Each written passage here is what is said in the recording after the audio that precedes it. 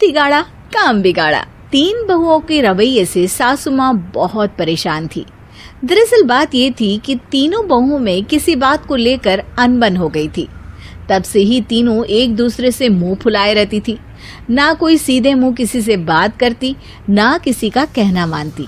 पड़ोसी भी इस बात को जानते थे और जाने कैसे कैसे बातें भी करते। इसीलिए सासू माँ ने तीनों बहुओं को तुरंत अपने कमरे में बुलाया। मैं कई दिनों से देख रही हूँ, तुम तीनों अलग अलग सारे काम कर रही हो। ये सब नहीं चलेगा, तीनों को मिलकर ही काम करना पड़ेगा। सास की बात सुनकर एकदम से बड़ी बहू बोल उठती है। नहीं मम्मी जी, मैं इन दोनों के साथ कुछ नहीं कर सकती। मैं इस घर की बड़ी बहू हूँ, फिर भी ये मेरा कहना बिल्कुल भी नहीं मानती। अरे जेठानी जी, जानबूझकर मुझे डबल काम करवाती है आप। और छोटी मुझसे टेढ़े मुंह ही बात करती है। इन दोनों के बीच हमेशा सैंडविच बन जाती है मेरी, और मैं हमेशा आलू की तरह बीच में मसली जाती हूँ। मम्मी जी, इन दोनों को लगता है कि मैं छोटी हूँ तो इनके पैरों तले दब जाऊंगी, लेकिन नहीं, मेरा भी उतना ही अधिकार है जितना इन दोनों का है। बड़ी आई दोनों मेरी चुगली करने के लिए, मुझे क्या कम समझ रखा है। तीनों बहू एक दूसरे से बहस करने लगती है और सास दोबारा ये देखकर टेंशन में आ जाती है और सबसे कहती है, चुप हो जाओ, अब से तुम तीनों सारे काम एक साथ करोगी। आंख बंद करके एक दूसरे की बात सुनोगी। तुम तीनों इस बात को गांठ बांध लो, वरना अगली छुट्टियों में तुम्हारा अपना मायके जाना कैंसिल। सास की बातें सुनकर डर के मारे तीनों हामी भर देती हैं। जी मम्मी जी, मैं समझ गई। हाँ मम्मी जी, जैसा आप कहें। आप जो कहेंगी मैं वही करूंगी। तीनों बहू सास की बात को गांठ बांध लेती है और वादा करती है कि अब से सारे काम वो तीनों एक साथ मिलकर ही करेंगी। ये सब देखकर सास खुश हो जाती है और वहाँ से चली जाती है। नीचे जाकर वो देखती है कि घर में शर्मा जी आए हुए होते हैं। सास जोर से आवाज लगाकर कहती है, अरे बहू, जरा चाय बनाकर तो लाना, शर्मा जी आए हैं। सास की बात सुनकर तीनों बहू तुरंत किचन की ओर भागती है और चाय बनाना शुरू कर देती है।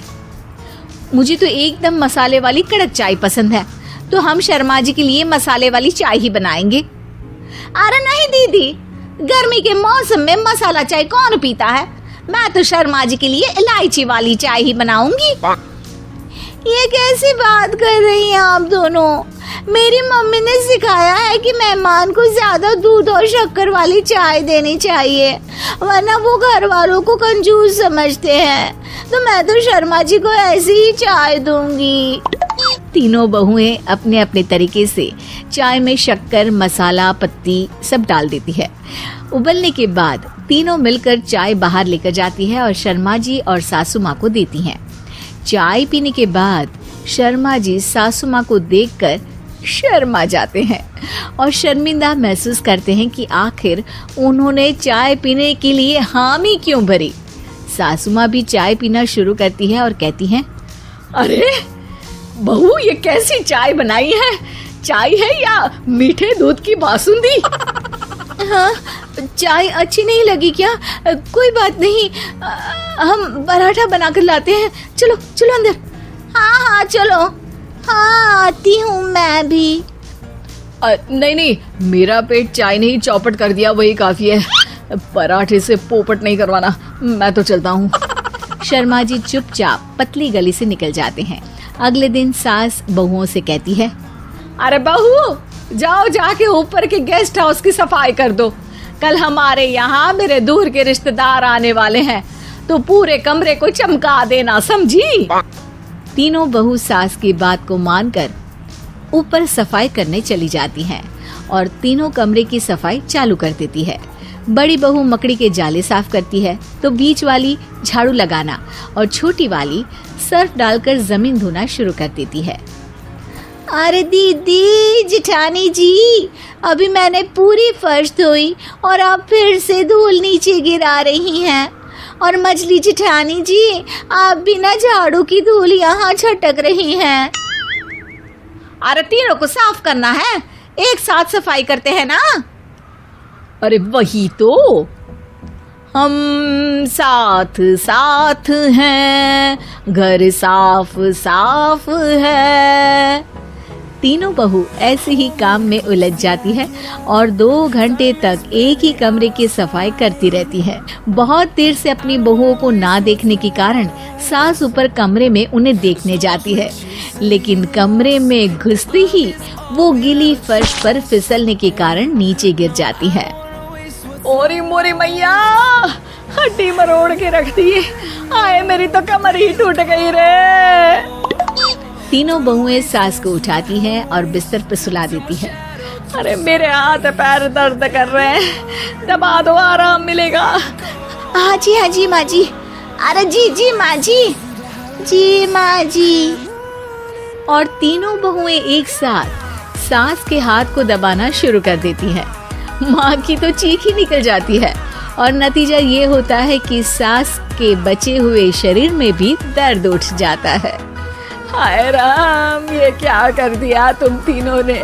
अरे मेरी तो किस्मत ही फूटी है कि तुम जैसी बहुएं मुझे मिली। हे भगवान, पूरे शरीर में दर्द बढ़ गया है।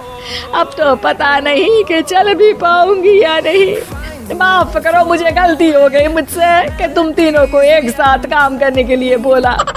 सोचा था तीनों मिलके अच्छे से काम करेगी, लेकिन बड़े बुजुर्ग सही कहते थे कि 3 तिगाड़ा काम बिगाड़ा। तुम लोगों ने ये बात ना आज साबित करके दिखा दी। तुम तीनों को तो समझाना यानी मानो भैंस के आगे बीन बजाना है। तुम्हें अकेले अकेले काम करना है ना, तो अब से तुम अकेले ही अपना अपना काम करो।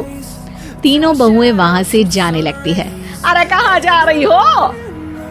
आप ही ने तो कहा कि अपना अपना काम तो मुझे मुल्तानी मिट्टी लगानी है। अरे मुझे भी तो नेल पॉलिश लगानी है। मुझे ना मेहंदी लगानी है। सास अपना सर पीट लेती है और कहती है, अरे मुझे भी लगाना है कुछ। क्या माँ जी? क्या माँ जी? क्या माँ जी? तुम्हारे घर वालों को फोन तुम्हारी हरकतें बताने के लिए।